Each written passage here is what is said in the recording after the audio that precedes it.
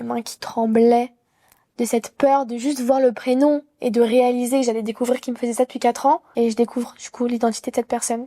Premier réflexe a été d'envoyer un message au policier et je lui explique que j'ai mis cette photo, qu'elle est tombée sur le groupe Telegram et qu'il y avait que lui qui pouvait la voir. Bonjour Noémie, Bonjour. merci beaucoup d'être là. Merci à vous de m'accueillir. J'aimerais qu'on revienne en 2022 quand vous étiez en troisième.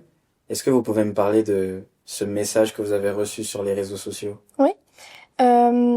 C'est tout bête, je me réveille un matin et je regarde mes DM Instagram et il y a un parfait inconnu qui m'envoie un message et qui me fait part d'une information et qui me dit écoute, je sais pas si je te dérange, mais j'ai l'impression qu'on te fait usurper ton identité sur les réseaux. Donc moi je comprends pas trop. À cette époque-là, j'avais du coup 14 ans. Je lui demande un peu plus de détails. C'est là qu'il m'envoie des photos d'un faux compte qui a été créé en mon nom. Donc il y avait écrit vraiment noémie.s. Et il me dit, dessus, il y a des nudes qui sont partagés. Et il y a des photos de femmes nues où il prétend que tu es la propriétaire de ces photos. Donc forcément, ma première réaction, c'est d'avoir peur, de stresser et de pas comprendre la situation. Ça a été vraiment ma première réaction. Et j'ai mis l'histoire de côté pendant 3, 4, voire 5 mois. J'ai laissé couler et je me suis dit, si je vois pas le problème, il viendra pas à moi. Donc j'ai été vraiment dans une optique que si je me dis que c'est rien, que c'est pas grave, le problème il va couler. Et avec le temps, la personne elle va arrêter. Qu'est-ce qu'il y avait exactement sur ce compte Snapchat? Donc il y avait un Bitmoji, mon prénom, et il y avait des stories qui étaient publiées en public du coup, et il y avait une sorte d'affiche publicitaire avec ma photo, et il y avait écrit dessus que en échange d'argent, j'échangerais moi, du coup en mon nom, des photos, des nudes de moi, des prestations sexuelles et tout un tas d'autres choses concernant malheureusement au sexe. Et il y avait des prix à côté, c'est-à-dire une photo, un nude, 5 euros, des trucs comme ça. Et c'est comme ça qu'il s'est créé entre gros guillemets un business en mon nom avec des photos qui ne lui appartenaient pas.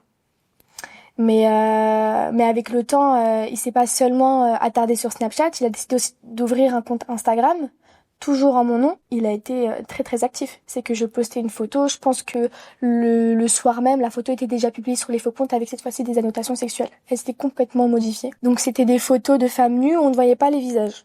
Donc c'était soit des femmes à l'avant, à l'arrière, etc. Ou sinon, c'était des deepfakes.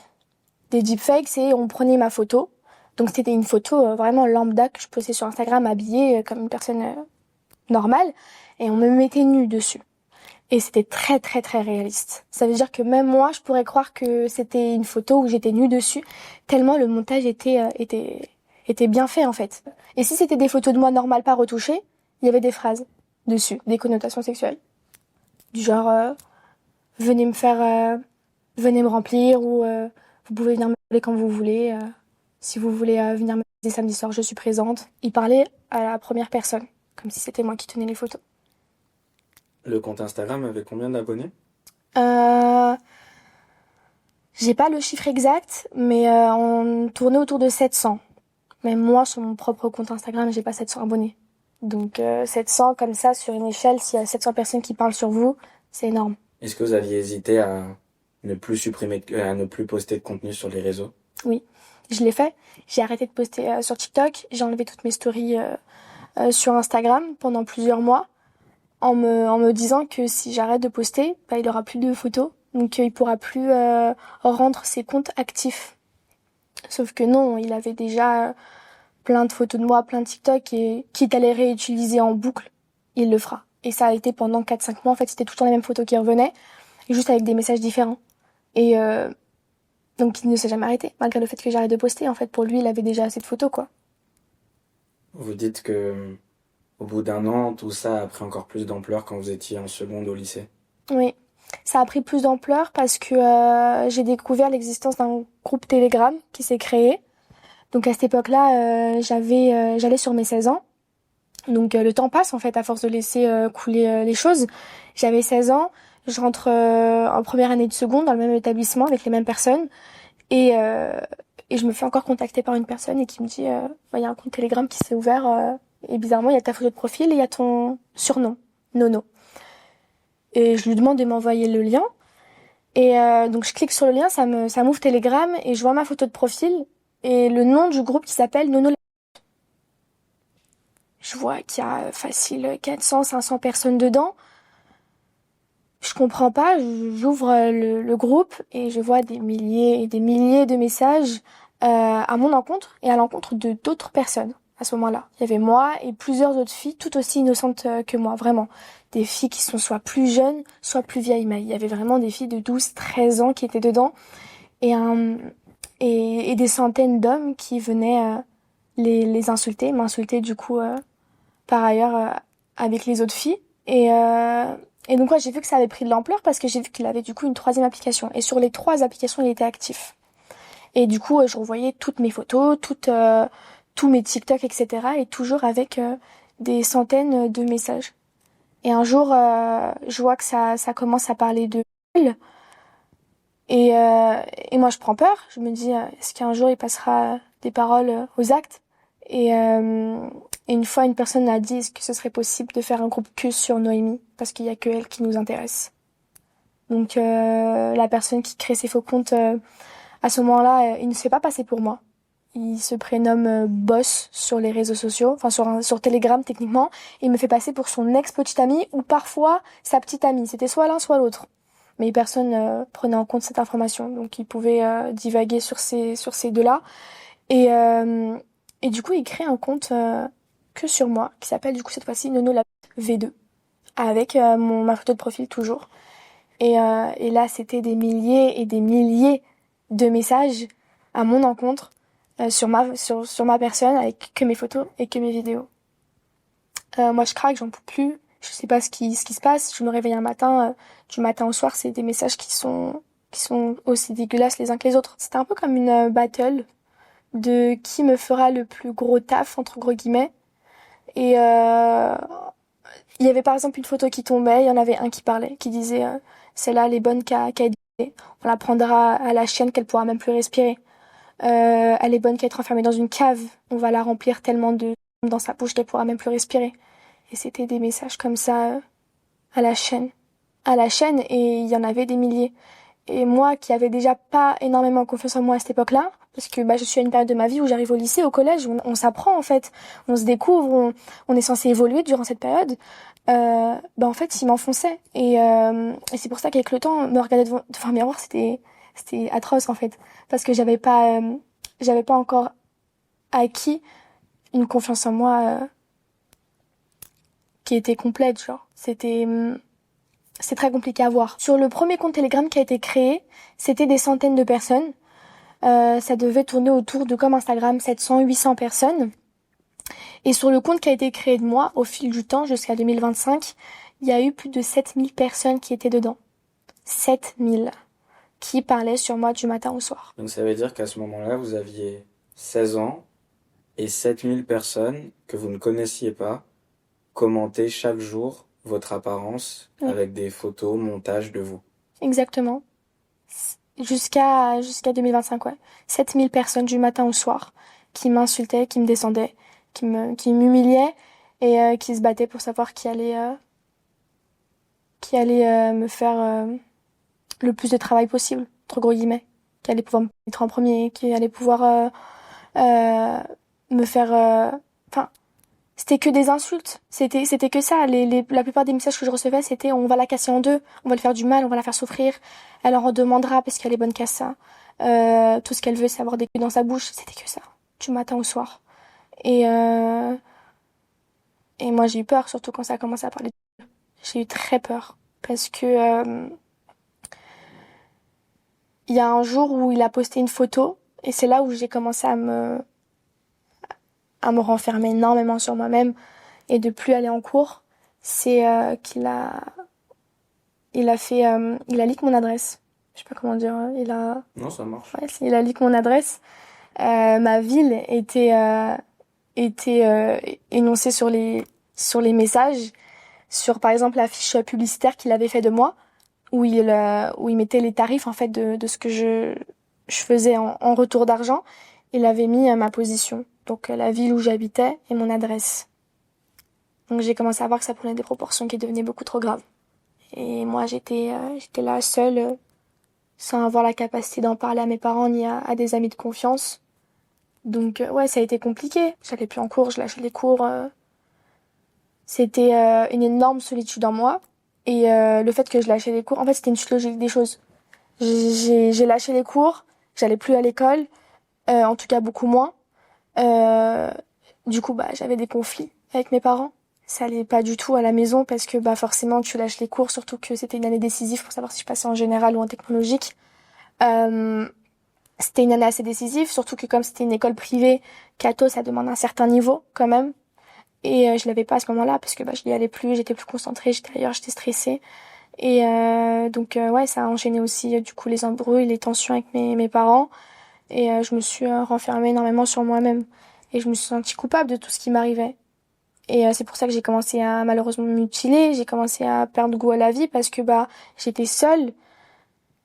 Je voulais plus aller en cours, j'avais de mauvaises notes et je me sentais coupable. Et c'est comme ça que j'ai commencé à me mutiler parce que je me suis dit en fait c'est de ta faute si aujourd'hui tu ne vas plus en cours, c'est de ta faute si t'as plus de bonnes notes, donc c'est de ta faute si tu te sens plus avec tes parents, et c'est de ta faute aussi si cette personne apprend ses photos de toi, parce que t'aurais pas dû poster des photos en public sur TikTok, ou t'aurais pas dû mettre des photos où t'es en débardeur. Et je me sentais coupable en fait de tout ce qui m'arrivait. Et c'était atroce, pendant 1 an et demi, j'étais seule, très très seule, et j'en parlais à personne, alors que ce qui m'arrivait c'était grave. Mais j'étais toujours dans cette bulle de déni en fait. Parce que comme je me sentais coupable de ce qui m'arrivait, et que personne pouvait me remettre les pendules à l'heure, me faire du mal, pour moi, c'est la seule solution. Tu prends ce que tu mérites. Donc si t'en es arrivé là aujourd'hui, c'est de ta faute, donc tu payes. Et pour moi, ressentir cette douleur physique, c'était comme si j'avais eu la punition que je méritais. Et qu'une fois que je l'avais, je me sentais mieux. Parce que ça allait pas, c'était de ma faute. Et j'étais vraiment dans cette bulle où c'était vraiment de ma faute, où j'étais coupable de plus avoir de bonnes notes, d'avoir des tensions avec ma famille, que cette personne ait pris mon image sur les réseaux sociaux. Je me sentais coupable de tout ce qui m'arrivait, alors que franchement, je ne devrais pas en fait. Et pour moi, la seule solution, c'était de me faire du mal pour que je puisse comprendre que ce qui t'arrive, en fait, tu le mérites. Et se mutiler, malheureusement, c'est pas la bonne solution, mais c'était la première qui m'est venue, surtout quand je suis assez jeune. Donc j'ai pas forcément les épaules et le mental pour me dire que c'est pas ça la solution. C'est pas de se faire du mal qui va te sauver. Vous m'aviez expliqué que vous étiez même allé plus loin que ça. Ouais, j'ai eu des envies suicidaires. J'ai eu des envies suicidaires et ça m'est jamais arrivé, en fait. Parce que quand tu te lèves le matin, que t'as que 15 ans, 16 ans, et que ta première idée, c'est que tu vas pleurer, que tu vas stresser, t'avais pas d'amis sur qui compter, qu'avec tes parents ça allait plus. Il y avait aucun pilier. Mon pilier social n'existait plus, mon pilier familial n'existait plus, mon pilier professionnel n'existait plus. J'avais plus de but, entre gros guillemets, et j'avais peur aussi constamment. Et je me suis dit, est-ce que ça c'est une vie, ça? De se lever le matin et ta première réaction c'est de pleurer, ta dernière réaction c'est de pleurer aussi. Je me levais le matin, la première chose que je faisais c'était de pleurer. La dernière chose que je faisais le soir en me couchant c'était de pleurer. Et puis j'étais derrière mon téléphone à lire des atrocités sur moi et c'était invivable. Et c'est là où je me suis dit, à quoi bon se réveiller demain matin en fait? Pour que tu revives en fait les mêmes scènes en boucle. Tu vas faire quoi? Tu vas rien faire. Parce que j'étais trop jeune et que j'avais pas les outils, encore une fois, nécessaires pour pouvoir me défendre. Et donc pour moi, la seule solution, ouais, ça a été... J'avais plus goût à la vie, en fait. Tous les jours, c'était la routine. Je pleurais, je stressais, j'étais nulle. Je voyais des photos qui me dégoûtaient, j'avais peur. Pour moi, c'était pas une vie. Et pourtant, j'avais que 16 ans et je me disais ça. Je me suis dit, c'est pas une vie, ça. Et ouais, ça a été... J'ai jamais fait tentative de suicide. Parce que à cette époque-là, je me suis aussi beaucoup rapprochée de Dieu parce que j'étais dans une profonde solitude. Et je savais que c'était un très gros péché. Et c'est ça qui m'a maintenue beaucoup en vie. Et ouais, ça a été dur. Parce que pendant longtemps, je me serais jamais dit dans ma vie que j'allais un jour me suicider. Jamais. Même le fait que ça m'ait traversé l'esprit, pour moi, c'était beaucoup trop grave. Juste d'y avoir pensé, en fait. Même si j'ai pas fait l'acte en lui-même et que j'ai pas essayé, juste d'y avoir pensé, je me sentais mal. Mais comment ça, à 16 ans, t'as déjà envie de mourir? C'est pas possible. Vous ne vouliez pas en parler à vos parents? Ouais. Non. Je voulais pas en parler à ma mère, surtout, parce que ma mère, elle est malade. Elle est... je sais que c'est aussi une stressée de la vie. Et je ne pouvais pas lui ramener un stress, un poids comme ça, en plus de sa maladie. Elle avait pas le droit au stress déjà. Donc si moi j'arrive, je me prends dans le salon, écoute maman, je me fais harceler depuis 3 ans sur les réseaux sociaux et on a envie de me violer, j'ai peur. j'allais lui rajouter une stress, mais comme ça sur le dos, alors que le médecin, tout ce qu'il lui demande, c'est de pas stresser et de se reposer. J'allais me sentir encore une fois coupable de lui infliger ça, en fait. Et mon père, j'en ai pas parlé parce que déjà, parler à mon père, c'est comme si je parlais à ma mère, parce que les deux, ils s'échangent tout. Et surtout parce que j'avais tellement honte de ce qui se passait en privé, tellement honte des images qu'il y avait sur les réseaux sociaux, que je me voyais pas non plus me pointer devant mon père et lui montrer des photos de moi nue, des connotations sexuelles à mon égard, des hommes qui humiliaient sa fille. J'avais honte aussi, j'avais tellement honte de ce qui m'arrivait. Et déjà que le sexe n'était pas forcément un sujet que j'ai élaboré ou eu avec mon père régulièrement, étant donné que j'étais jeune, j'étais gênée. J'avais plein de raisons qui faisaient que mon père, c'était pas possible. Parce que même moi, je me dégoûtais quand je voyais ces images. Alors, imaginez mon père voir sa fille dans cet état-là et dans cette situation-là. Les internautes sur les différents groupes Telegram, Instagram, etc. étaient tout le temps en anonyme. Ceux qui répondaient aux photos? Non, c'était pas en anonyme. Le seul anonyme qu'il y avait, c'était celui qui gérait ces comptes-là. Les autres étaient pas en anonyme. On voyait leur identifiant. On pouvait leur envoyer des messages en privé. C'était leur nom, prénom. Mais c'était que des inconnus. Je ne connaissais personne dans les groupes Telegram, personne dans le compte Instagram. Je connaissais personne. Donc il y avait des personnes qui commentaient votre apparence à visage découvert. Exactement. On voyait pas des photos il y avait aucune photo de profil par contre. On voyait pas leur tête, mais on voyait le nom d'utilisateur, des fois même des numéros de téléphone. C'était pour eux normal en fait, comme si j'allais jamais tomber dessus. Et l'identité de celui qui avait créé le compte. Non, tout était masqué, que ce soit numéro de téléphone, adresse email. J'ai tout cherché, j'ai pas trouvé. Le seul nom qui apparaît, c'est Boss, parce qu'il se surnommait comme ça sur Telegram. C'était Boss, et bah du coup sur Instagram et Snap, c'était Noémie. Parce que Telegram, c'était le seul compte où il se faisait passer pour mon petit copain ou mon ex-petite amie. Pourquoi ils se surnommaient Boss à votre avis? Parce qu'il se sentait fort. Il se sentait fort, il se sentait au-dessus de tout. Et surtout qu'il y avait tellement d'internautes et tellement de personnes qui encourageaient en fait ses actions que ouais, c'était lui qui avait les commandes sur tout en fait. C'est lui qui partageait mes photos, c'est lui qui partageait mes vidéos, c'est lui qui était derrière tout ce business en fait. Et, euh, et pour moi, le boss, c'est vraiment un statut de hiérarchie en fait.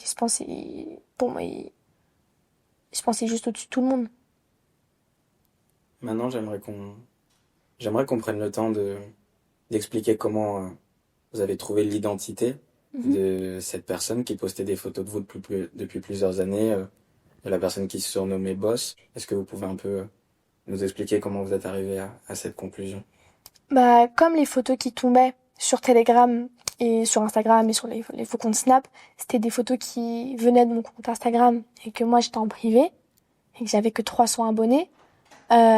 Forcément, si les photos tombaient, c'est qu'il y avait une personne parmi mon Instagram qui prenait en capture tout ce que je postais et qui les du coup divulguait sur les autres applications. Et c'est comme ça que j'en ai conclu qu'il y avait une personne parmi mes abonnés qui me souhaitait du mal entre gros guillemets et qui prenait du coup toutes mes photos qui étaient censées être privées du coup étant donné que mon compte était en privé et qui les divulguait au grand public.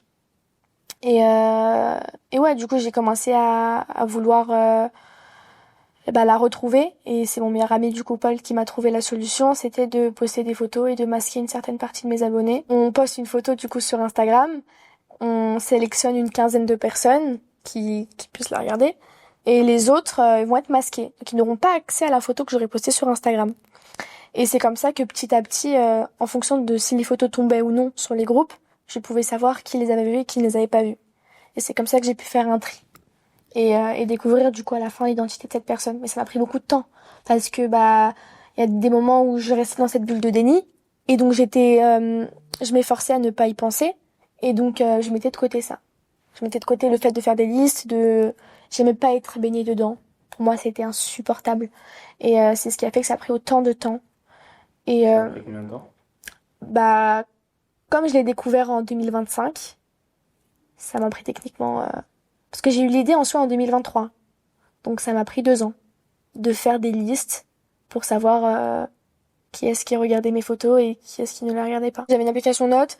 Quand je mettais une photo de moi et que je masquais des personnes, je notais celles que je gardais en vue. Et quand la photo tombait, par exemple, je notais sur Instagram qui avait vu cette photo. Et c'est comme ça que je pouvais un peu trier les personnes. Imaginons, je vais reprendre le même groupe de personnes. Par exemple, il y en avait 10 qui avaient regardé la photo et que cette photo était tombée. Je prends les 10, je vais la diviser en deux, par exemple. Je vais faire deux groupes de 5 et je vais faire deux photos différentes. Et si la photo 1 tombe, ce sera parmi les 5 personnes, du coup. C'est comme ça que petit à petit, en fait, j'ai pu rétrécir mon groupe de suspects et pouvoir déterminer, du coup, qui était la personne qui était derrière tout ça. Pour continuer à trouver la bonne personne, trouver celle qui vous voulait du mal, vous m'expliquez que vous deviez volontairement prendre des photos où on voit votre peau, où elle pourrait être ensuite utilisée sur les comptes Telegram. Comment vous vous sentiez à ce moment-là? Ah, c'est dur comme question. Je pense que la seule chose que je voyais en moi et que j'ai toujours vu en fait depuis le début de cette histoire, ça a été du dégoût. D'être venue à faire des photos où je me dénudais de manière totalement consciente pour qu'ils puissent les utiliser à coup sûr et qu'on continue à cracher sur moi, je me sentais dégueulasse. Vraiment. Je me dégoûtais. Je me suis dit, mais t'es tombé tellement bas en fait pour en être venu à te dénuder. Et c'est un très grand mot, dénuder, hein. C'est vraiment un débardeur ou je sais pas, quelque chose de moulant ou quelque chose comme ça. Je mettais vraiment mon corps en avant, en valeur, pour que je suis sûre qu'il utilise la photo. Et moi, je me dégoûtais en fait. Je me dégoûtais et même c'était pas moi. Je me sentais sale. Je me suis sentie dans. En fait, c'est comme si je prenais le rôle qu'il m'a qui m'a créé en fait. C'est comme si je rentrais dans la peau du personnage qu'il avait créé depuis 3 ans. Je devenais ce qui veut que je sois en fait. J'étais devenue vraiment l'image qu'il avait créé de moi depuis des années en fait. Je suis rentrée dans ses cordes. Est-ce que vous pouvez nous raconter comment vous avez finalement découvert qui était cette personne? Le temps a passé jusqu'à ce que je le retrouve. J'arrive en première. Je continue du coup mes listes, tant bien que mal, parce que du coup cette fois-ci je suis soutenue par un entourage et je continue à faire des photos. Donc j'ai réduit en année de première mon maximum de personnes que j'ai pu réduire. Je suis descendue à 4 suspects en première, 4 suspects. Donc c'était beaucoup plus simple après. Donc j'ai 18 ans à cette époque-là. Donc c'était l'année dernière. J'ai eu 18 ans et c'est là où je me suis rendu compte que je pouvais enfin porter plainte. Même si j'allais porter plainte contre X, puisque je savais toujours pas qui c'était, j'allais quand même pouvoir ouvrir un dossier sur ça. Mais j'y suis pas allée le lendemain de ma majorité, j'ai attendu octobre. Alors que je suis née en juin. J'ai pris octobre, c'est en octobre que j'ai pris le courage d'aller porter plainte, parce que à chaque fois que je me disais je vais aller au commissariat, j'y allais pas. Samedi je vais au commissariat, j'y allais pas. Lundi je vais aller au commissariat, j'avais pas le courage. Et je me suis rendu compte que tant que t'es pas prête à te dire que tu vas te retrouver dans un commissariat, n'y va pas. Donc j'y suis pas allée et j'ai remis au lendemain, au surlendemain, jusqu'à un jour me lever et me dire ok, aujourd'hui tu pourras aller au commissariat et tu vas avoir la force de ressasser le passé et de devoir raconter l'histoire. Parce que mine de rien, c'est un contexte qui est un peu difficile, dans le sens où on se retrouve quand même dans une pièce j'avais à cette époque-là 15 policiers en face de moi. C'est dur aussi j'y suis allée seule en plus. Dans le dos de mes parents toujours.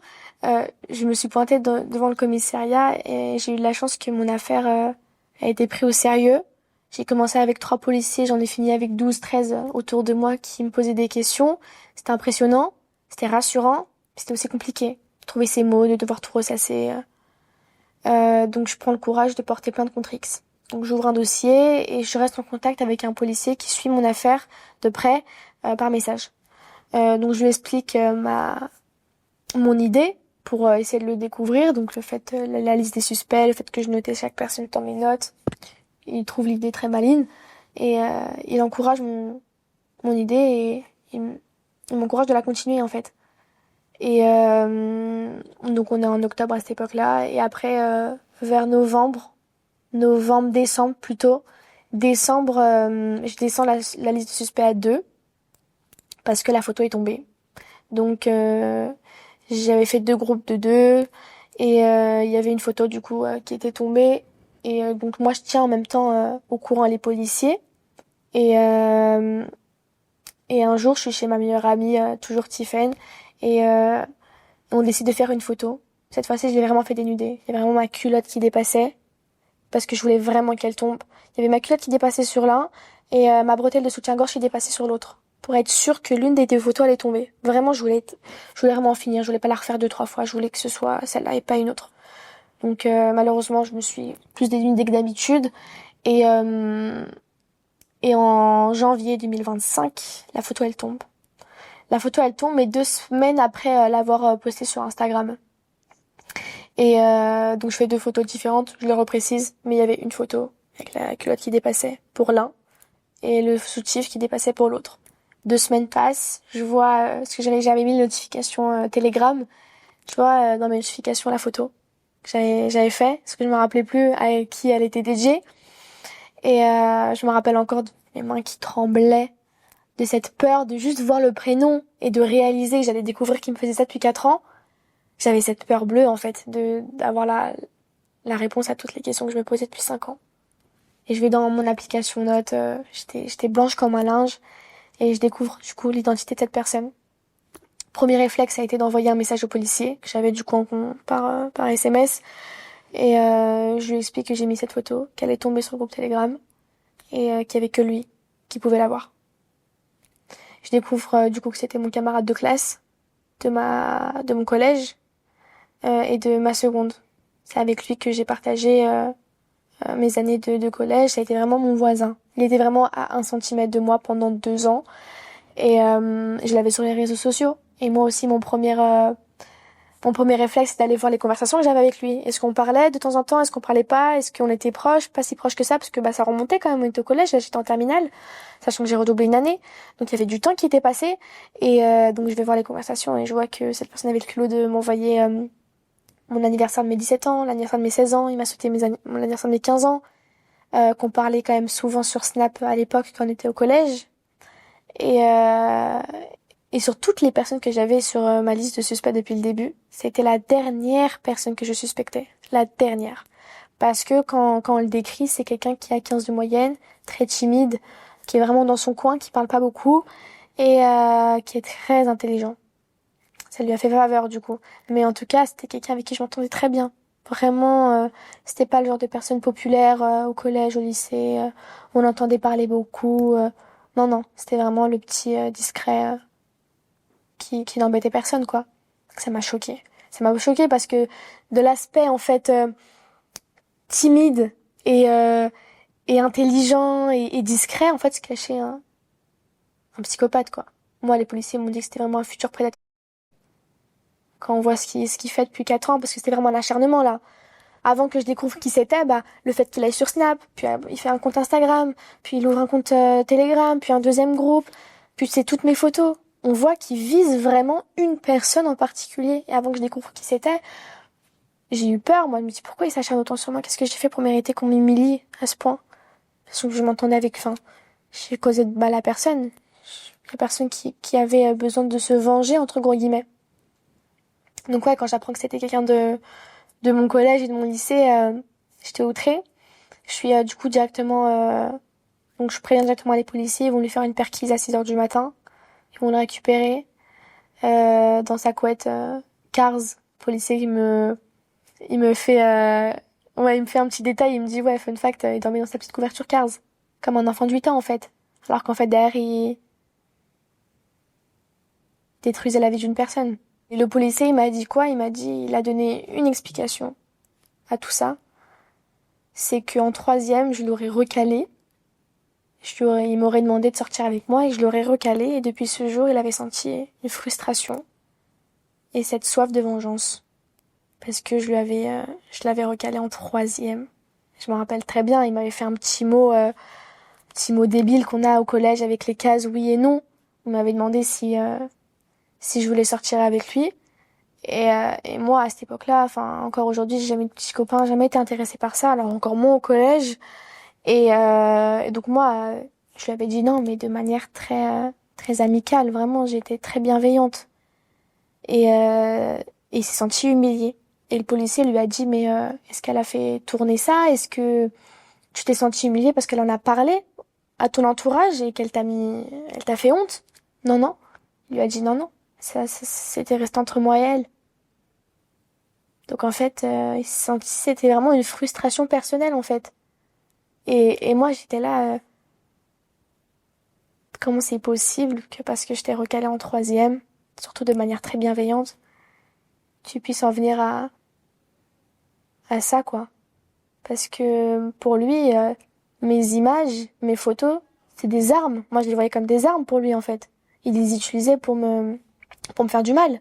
Ma propre photo, ma propre personne, elle était, euh, elle était utilisée à mon encontre. Ma mère, la première action qu'elle a eue, c'était de me prendre dans ses bras, d'être désolée de ne pas avoir été présente alors que j'étais à la maison tous les jours. Euh, Elle s'est pas sentie coupable, contrairement à mon père. Mon père, il m'en a un peu voulu quand même. Il a été présent, il a été compréhensif, il m'a prise dans ses bras parce que j'étais victime en fait de ce qui m'arrivait.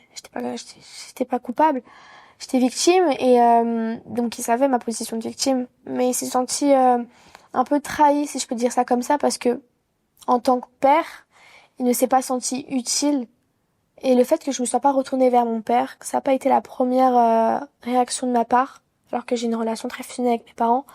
Il se sent inutile. Comment ça, ma fille, elle a vécu ça pendant tant d'années et que moi, son père, j'ai pas été capable d'être là pour elle. J'ai pas été capable de la soutenir. Pourquoi elle a pas eu assez confiance en moi pour se retourner vers moi et que je puisse l'aider? C'est cette trahison-là qu'il a eue. J'ai été inutile alors que je suis ton père. Voilà, et il m'en a voulu à sa manière parce que il m'a pas fait la tête, il m'a pas esquivé, il m'a pas ignoré parce qu'il savait que c'était compliqué déjà pour moi. Mais je sais que quand l'eau a coulé sous les ponts, après cette histoire, il me l'a dit. Je n'endormais pas de la nuit. J'ai fixé le plafond des nuits et des nuits en pensant à tout ce que tu m'avais caché, tout ce que tu as subi dans mon dos, en fait. Et ça l'avait atrocement attristé, en fait. Et je pensais pas qu'il allait avoir autant un impact sur mes parents. Mais en fait, si. Et du coup, j'étais un peu obligée de leur raconter parce que les policiers m'ont obligée à le faire. Et du coup, j'ai eu la chance que ma mère m'accompagne le jour du procès, qui était début février. Et en même temps, il y a la mère de ma meilleure amie qui m'accompagne, qui s'appelle Sophie. La maman de ma meilleure amie, elle m'a beaucoup accompagnée. C'était un peu comme si je parlais à ma mère. Tout ce que j'avais pas le courage de dire à ma mère, je le disais à la mère de ma meilleure amie. Et c'était un soutien énorme depuis le début de l'histoire. Et il y a tout mon groupe d'amis, on est une dizaine à partir au procès. Et j'étais très stressée, c'était le matin. Ils sont tous venus.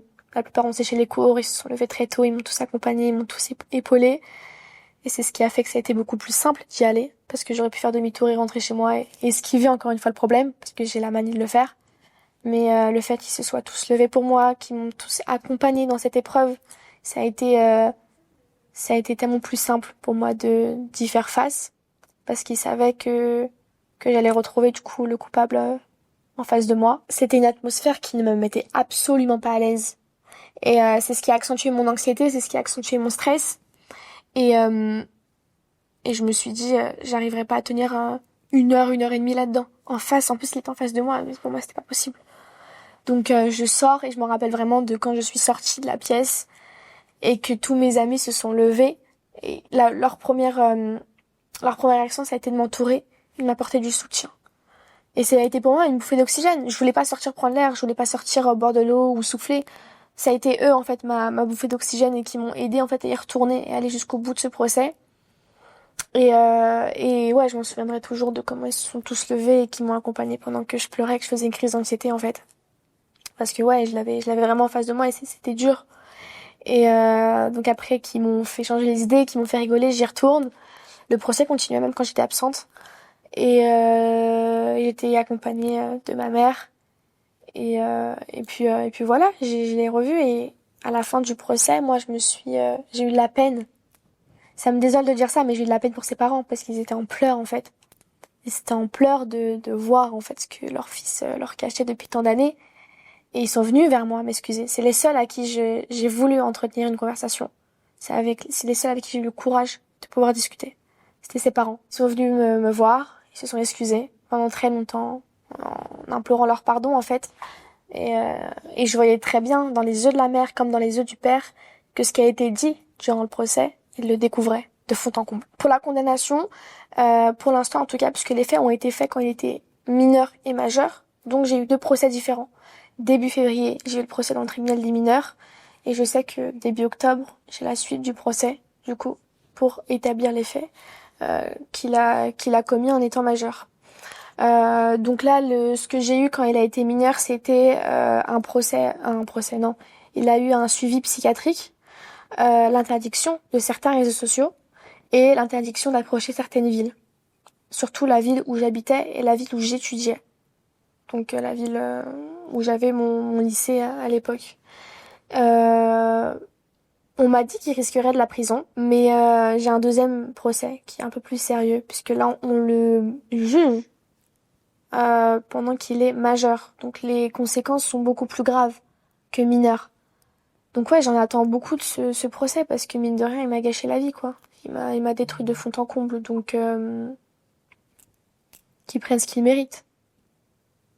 Vous me disiez qu'aujourd'hui, c'était important pour vous de témoigner, aussi pour faire de la prévention pour les femmes qui pourraient se retrouver elles aussi contre leur volonté sur des plateformes avec leurs photos, Mhm. et aussi pour les autres femmes qui étaient sur ce compte Telegram où il y avait des photos de vous et d'elles. Oui, je trouvais ça important parce que moi, j'ai eu de la chance, en fait, d'avoir été prévenue que des personnes m'envoyaient des messages en privé pour me dire, bah écoute, il y a ça et ça qui tourne. Sans eux, honnêtement, je n'aurais jamais été au courant de ce qui se passait, en fait, sur ces réseaux-là. Parce que, bah, ils m'avaient bloqué de partout. Donc, ça se trouve que encore aujourd'hui, sans ces DM de personnes, je n'aurais pas eu accès à ces comptes. Et malheureusement, je voyais que dans ces comptes-là, il y avait plein de filles qui, vraiment, ça se voyait comme moi, n'avaient rien demandé. N'avaient rien demandé. Et c'est pour moi important d'en parler parce que ça n'arrive pas que chez les autres. Malheureusement, les réseaux sociaux, ça va beaucoup trop vite. Une photo, n'importe laquelle, elle va être prise, utilisée, et ça peut devenir des armes, en fait, pour les personnes en face. Et je trouvais ça important d'en parler parce que maintenant, on est dans une société où on utilise tous les réseaux sociaux, où on les utilise tous quotidiennement, et on se rend peut-être pas assez compte de l'impact que ça peut avoir dans une vie de poster ses photos, de poster sa vie au grand public. Et moi, regardez, juste dans un secteur privé, j'étais atteinte de tout ça. Alors si vous êtes en public partout, on ne sait pas ce qui peut être fait contre vous, en fait. Et on pourrait penser que c'est qu'un TikTok, on pourrait penser que c'est qu'une photo, mais aujourd'hui, avoir posté qu'un TikTok et qu'une photo, ça m'a valu une dépression et ça m'a valu un harcèlement qui m'a duré 5 ans. Vous, qu'est-ce que vous conseillez?